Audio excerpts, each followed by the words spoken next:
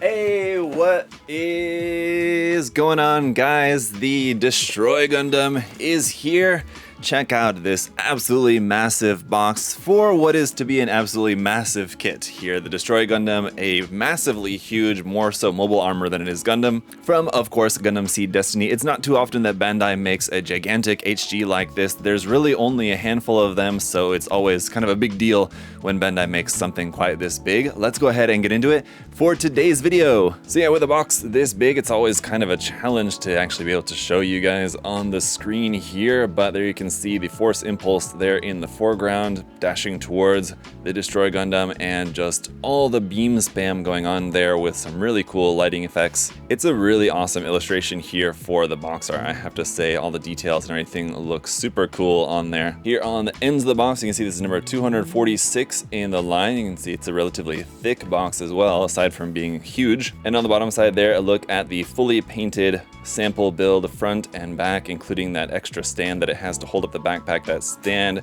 also going to hold it up in mobile armor mode, transformed mode there, where you have those absolutely gigantic, massive cannons there at the back, and all the beams. You have so many beam parts with this kit, it's going to be absolutely insane. And then over here, a couple more images of the fully built kit there, showing off some more of the gimmicks. Around here on the top of the box, you can see my box got a little bit damaged, but that's fine. A few more detail images of the kit, some text there in Japanese and in English, and then a cool CG image there of the build. Okay, man, this thing is heavy to hold up, so I'm gonna set that down. We're gonna pop it open and take a look at our contents inside here. Got a whole bunch of beam effect parts, good golly.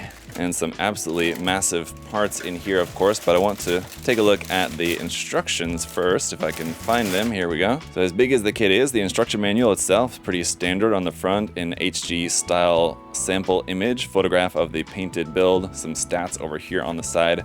On the back side, here's some photos of what it's going to look like front and back in mobile armor form, and some detail images there once again. Detail images and color guide down here at the bottom. On the center inside pages here, we have some more information there. Everything's in Japanese and in English, so very cool. There you can see information about some of the different features of the Gundam. Over here, more information about the Gundam, and then some other different Gundams from the series in the HG line there, some other mobile suits that are available in the HGCE Destiny line. The front inside pages here is going to be our parts list, and then we're getting right into the construction. So it looks like we're going to build like the mobile suit, the main mobile suit first, then like the backpack and stuff, and then the weapons, and then it'll show you how to transform it there at the end. So the construction itself should be pretty straightforward, and while it's a very large kit, yeah, like I said, the manual is bigger than usual. It's not like anything too crazy. It looks like we have roughly about 23 pages all the way till the end there. So we are also going to have some foil stickers here, not too many, just a few considering the size of the kit. It's really pretty minimal. And then no less than 36 clear green beam saber effect parts here. This is your standard SB1 1/100 scale clear beam saber effect part, but yeah, normally we get maybe 2 in a kit. We have 36 of these, and then 4 of these CE7 beam effects. Now, these will sandwich together, so each runner actually makes 1 beam effect. As you guys can hopefully see here, this has that same sort of iridescent look to it like we saw with the HG Shin Burning Gundam that had that sort of iridescent look to the clear effect parts. We've kind of got that going on here with these parts, which is interesting. Then we've got our base parts here in black. This runner here is runner Q from the HG Meteor unit, actually for the bottom piece. For the actual connection arm, this is a new runner BA17 for those parts there. And then we have 3 pieces which are going to be not on runner, but they're just kind of marked as the runner themselves here. These 2 parts for the main kind of sides of the Gundam, runners L and M. And then this piece here is runner J there in a kind of medium gray color. Runner A is in 4 colors with some yellow across the top, some light gray over here, some clear green at the bottom, and then some very dark gray, basically black parts over here on this side. Runners B and C are some more of the kind of black looking parts here. There's runner C. Runner D we have 2 of. There's both of those. Runners D and E are some parts here in a kind of light medium gray color. There's runner D. Runner E, some parts there for the Gundam and for the cannons on the back. We've got 2 of the E runner. Runner F we also have 2 of. It's in a lighter gray, slightly bluish in tone here for these parts. And runners G and H are parts for the joints and mechanical parts here. These are in a kind of warm light gray, and these are all in ABS plastics. There's runner G. Runner H we have 2 of here, and you can see there's all of our parts for the fingers on this runner as well. Runner I is also just a single piece here, but it does actually have a kind of runner frame around that one single part. Runner K, a quite small runner in comparison to what we've seen. We've got 2 of these, also again in that medium gray color. Runner N, just a couple of large pieces on here for the outer shell. Runners O1 and O2 here are going to be some parts in that kind of slightly bluish gray color. And finally, last but not least, runners P1 and P2 are going to be some parts here in a very nice red color. And that's it. Let's go ahead and get this massive beast put together. Alright guys, here is the big giant boy all built up. I'm going to do my best to show this to you guys here in the review, but obviously I don't think anybody has a review space that's built for models quite this big, so we'll do our best here. Obviously the kit is huge. It cannot stand up on its own without the use of its sort of third leg stand there at the back, and you can use the stand in a couple different ways. We'll go over that. As far as accessories goes, we don't really have a whole lot of accessories. It's mostly just the stand and all of our beam effect parts. We'll take a look at those here first.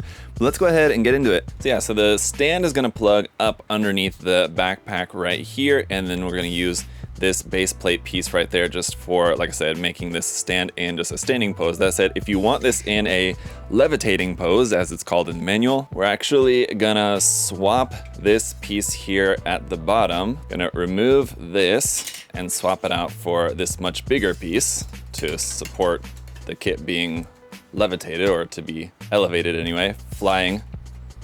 That locks in place, and from there it's then pretty much still standing. It's just like standing on the base, but you could do, kind of, if we move the legs here, some sort of kind of action pose. Here you go, again, like something like that you could do with the kit on the base like that. But we do have a couple of other adapters that we can use here on the base as well. Right here at the end, you can use this piece, which basically takes this from being a straight angle to being slightly angled back. So that just gives you like a little bit different angle for the connection up under the backpack, basically. Alternatively, this piece here is going to plug up underneath the waist section of the kit, sort of in like a normal spot you would attach a action base connector. So that's gonna slot right here. And I think the backpack is so heavy, I'm worried if this is really going to be a good idea to attach the kit onto this part. Honestly, it seems like it's doing okay. I think the kit was, I mean, definitely designed with the weight of the backpack in mind. So there's not a good like joint here in the midsection where I would be worried with the action base connected up underneath the waist that it would be weighing the whole torso back just because of the backpack, but it's not, which is pretty good. That's awesome. So like I said, other than that, we just have all of our beam effects. Now these are going to be our beam effects for the main cannons on the backpack. These are huge. Each one of these itself measuring about 25 centimeters in length, which is taller than most master grades. And these are basically going to be used for when it's transformed into the mobile armor mode, but you're just going to stick those into the ends of the cannon there like that.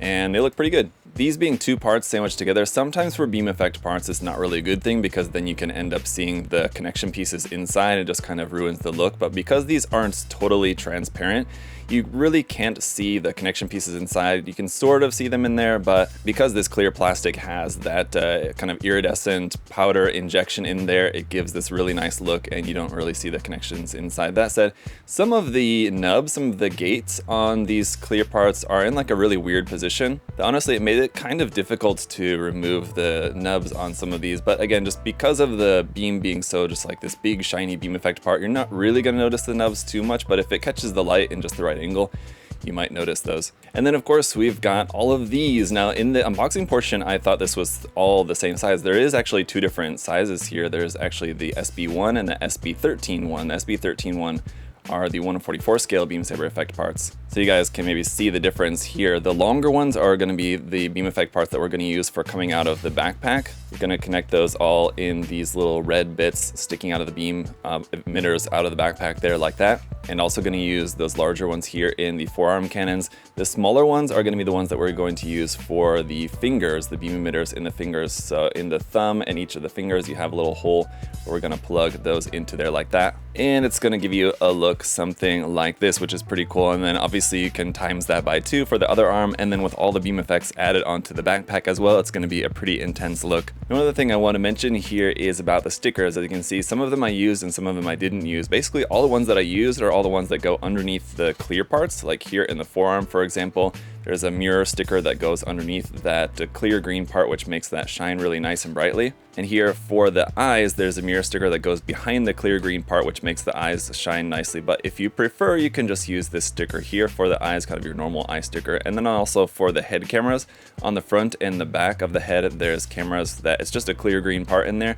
You can go ahead and stick these stickers onto there if you want, but just I opted not to. And those red stickers there are gonna go for like the red eyes here on the backpack. But again, it's a separate red part, so I didn't really feel the need to put those stickers on there. These stickers would give it a more metallic red look if you prefer, rather than just flat red like that. But that's up to you how you might want to use those. So let's talk a little bit about the articulation here, starting with the head. It can go up to there, which is pretty good, down all the way to there in our double joint here at the neck. So pretty good range of movement up and down, and then of course side to side everywhere else. Here in the shoulders, that shoulder joint is going to swing forward there nicely, and the shoulder armor itself will move up on its own. Arm can be brought up pretty far vertically there, and then we have kind of standard articulation of a rotating bicep here. And the elbow joint's kind of interesting in that bending it on its own like that, you have about 90 degrees bend, but the elbow joint actually extends slightly out, and then once that's extended, you can get a full double joint there in the elbow, which is going to give you not a complete 180 degree bend, but definitely more than the initial 90 degrees that we had before.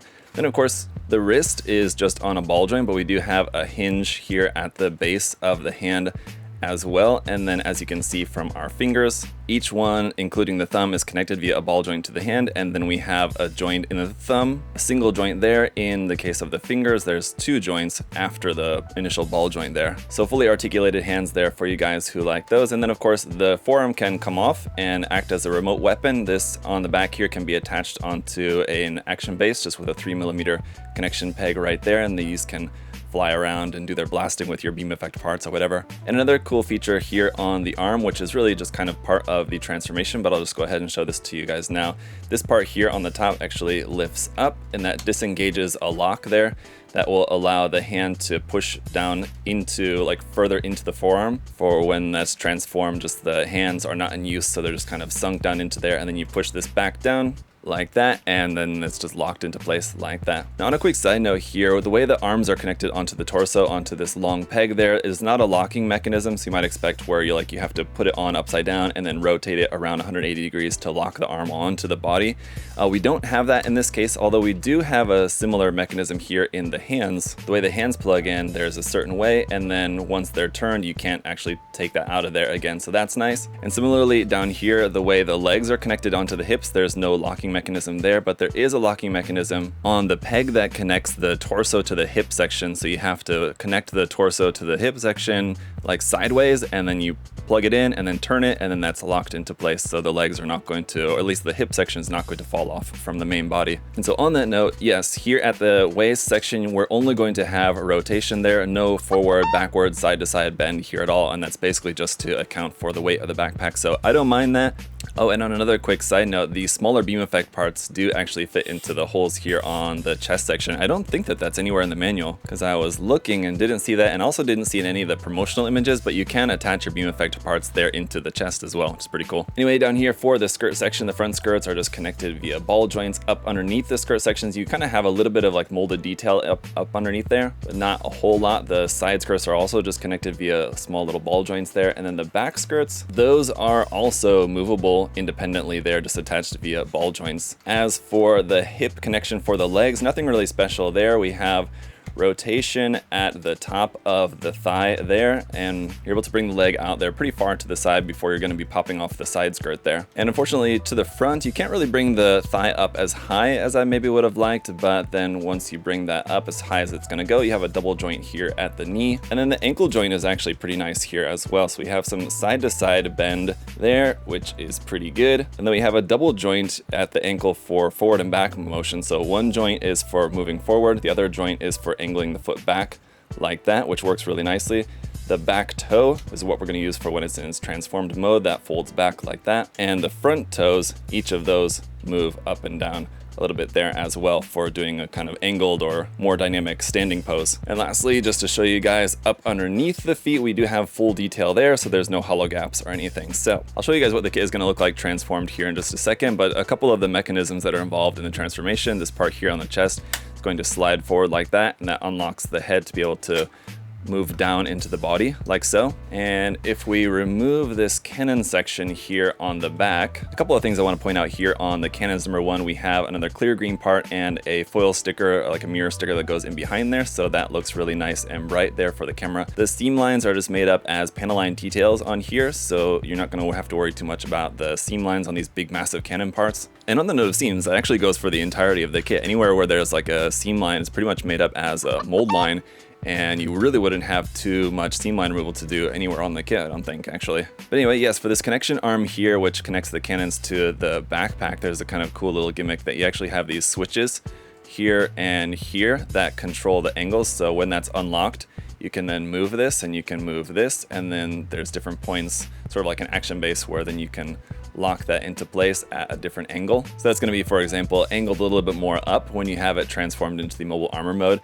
And so with those cannons on there, they're going to be firing up, and then around here on the backpack. Another thing to point out is that you have these cool little wing parts here, which will move kind of side to side there like that. Kind of really the only moving part on the backpack. But it's cool that because this kit is so big, you have this little yellow detail as an actual separate part. You can imagine if this was like a smaller kit, something like that would just be a sticker. Or even on a kit this size, I mean, you could imagine 10, 15, 20 years ago, if this kit would have been made, that probably just would have been a sticker. But now it's actually two gray pieces that sandwich together, and then you have that separate yellow piece, which is just a nice little detail on there. And lastly, before we take a look at some poses, one more thing to point out to you guys is that here in the manual, it explains that caution, this section cannot be separated after combining. Yes, so when you connect the backpack up into these parts here on the back of the Gundam, it's gonna be a lock in there, the way that those parts are gonna lock in, which again is good for just the stability of the kit. But yeah, just do keep that in mind, because it says that they cannot be separated. I think you probably could force those apart, but you're going to run into some serious issues. So just something to keep in mind when you're building the kit. If you're planning on painting it or something, maybe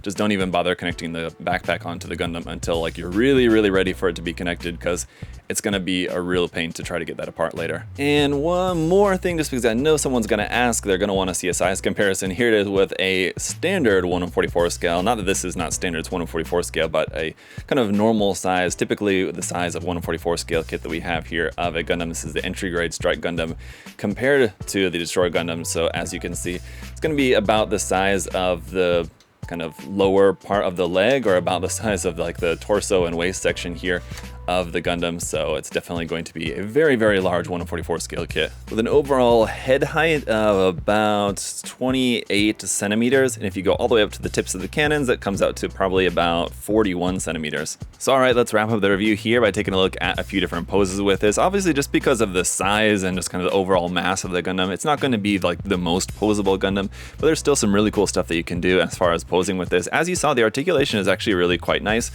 for a kit this size. And then obviously we have the transformation gimmick in there as well, so you can transform it into the mobile armor mode. But one question that came up a number of times during the live building of this that I want to address here at the end of the review is, how does the complexity compare to like a normal high grade, or is it more like a non-grade kit, or more sort of like building an RE100 kit, or even a mega size? And honestly, it feels very similar in terms of just how the kit is designed, the complexity of the kit, and the part count is going to be really similar to a high grade, which it is, which absolutely makes sense. I mean, you would expect it's a part of the high grade line. It should be pretty much in line with all the other high grades in terms of just the construction of it, the complexity of it. Now, obviously, like fully articulated hands is not something that we normally see on a high grade, and that's only possible because of the size of this kit. And there's a number of things that I mentioned, like the wingtips being a separate color, and a couple of bits of like color separation on this are only possible because of its large size. If this was like I said, a kind of standard size 1/44 scale kit, much smaller, probably some of the different color apps that we have here as separate parts would probably have been stickers. So it probably would have been more sticker heavy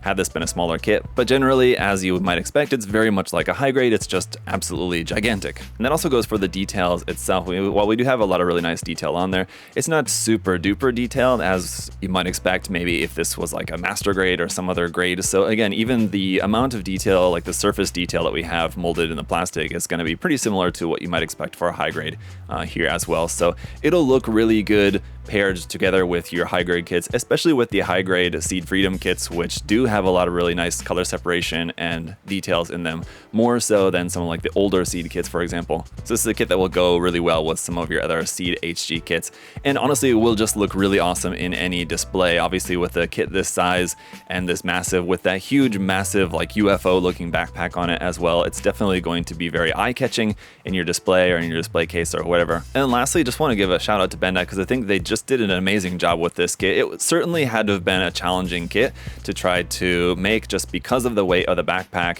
and just the design of the Gundam, and also having that transforming gimmick and everything. I think everything with this kit is designed really, really smartly. You don't have any issues with weight, really, and just through building the kit, you can tell how much thought and care was put into designing this to make sure that everything worked the way it was supposed to be, and then it wasn't going to be a headache to try to actually pose or do anything with. It's very easy to work with, so it's a fun kit, really cool, can highly recommend it to you guys. It's huge, it's going to be a little bit costly, but it's definitely worth checking out if you're a fan of the design. So that's it for this review, guys. If you want to check out the kit for yourself, check the link in the video description to USA Gundam Store and check out this and all the other awesome Seed Freedom kits there on the site. While you're here, make sure to leave a like, make sure that you're subscribed. Really appreciate all your guys' support. Thank you so much. Until next time, hope you all have a great day. See you guys later. Bye-bye.